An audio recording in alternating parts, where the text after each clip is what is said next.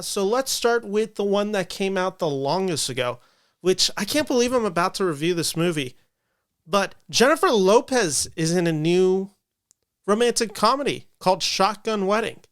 And it basically follows on the ultimate destination vacation. The happy couple to be, they get invaded by pirates and now they have to save their wedding guests from pirates. This film stars Jennifer Lopez, Josh Duhamel, and features supporting performances from Darcy Carden and Jennifer Coolidge. And let's get into this review. This one's going to be a pretty easy review. And I should also note, I'm genuinely kinder to rom-coms for whatever reason. I'm just disopposed. Jesus. Brain fart there for a second. I am forgiving of rom-coms because I'm just like, I accept them for what they are. And as long as they can kind of entertain me for about 90 minutes to 100 minutes, I largely can give them a pass. That's been my previous history, and it continues today. Shotgun Wedding is no different. Shotgun Wedding has a few things that I really like. One, I don't want to go out and say Jennifer Lopez is a great actress. I think she can be very capable and very talented. Films like, I believe it's Selena, and then I believe that's the singer that she plays. But even more recently, films like films like Hustlers. Is that 2019's Hustlers? Those show that Jennifer Lopez definitely has talent as an actress. But also what Jennifer Lopez does very well is she's a movie star. She does have that quality of her that makes her watchable on screen. And not a lot of actors have that. She is a presence on screen, and you do feel her presence. And she brings that to the table. She's not doing anything shocking. This isn't a revelation performance or anything like this. But she's bringing that Jennifer Lopez energy to a film that honestly isn't really deserving of that Jennifer Lopez energy. Same with Josh Duhamel, a guy I've never been a particularly big fan of. He brings that certain level of chemistry with Jennifer Lopez. Their chemistry is better than it has any reason to be. And the hijinks of the film just worked enough for me.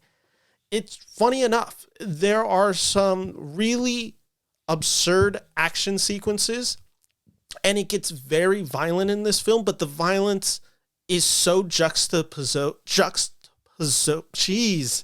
stuttering today. The violence is in such juxtaposition with the comedy of the film, but it actually works to the film's benefit. I actually think they do balance the tone of crazy violence, and then the characters are self-referential enough that you're just kind of on board. It's to a degree charming, and they make very direct jokes about it in this film. And it just, you know what? It just ended up working for me. I'm not going to go out and say Shotgun Wedding's going to be on my year-end best list, but while watching it, I had enough fun with it. I liked the setting of the film. I thought the villains were very mixed performances, but some of them hit in better ways than others. I don't want to give complete spoilers. That's why I got a little tepid right there, because I realized that suggesting that one person's performance is bad might really tip the scales in one way of maybe revealing this film's biggest twist. I think it's a very obvious twist, but I'm still not going to spoil it here on this channel. But when watching this film, I was just like, you know what? I'm on board with this. It kind of took 20 minutes where I was just watching this. I'm like, this is dreadful. Once the action kicks in, there's enough funny action. Also, the side characters, you know that thing in all rom-coms where they have the side characters and they're getting into their own hijinks as something else is going on? This film has that. It just so happens that that is led largely by Jennifer Coolidge, who is extremely funny in this film. In fact, so funny in this film. Like, this Shotgun Wedding does not deserve to have Jennifer Coolidge being this funny in this film. And that just allows the film to move at a pace. And at 90 minutes, you're just kind of in and out and you're done. And I like that. I like that. I was folding laundry while watching this film, and that's the ultimate positive I can give with this film.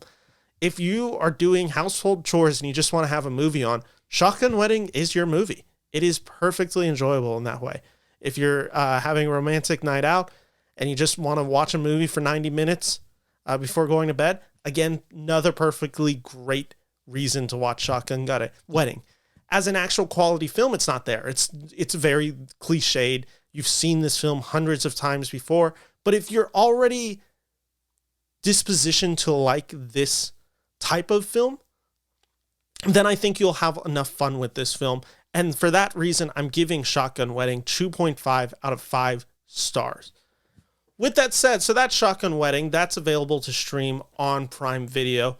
So again, not a huge recommendation. It's a very tepid recommendation, but overall, on the scale of good to bad, it leans slightly more good than bad for me. Not a huge recommendation, but enough of a recommendation from me.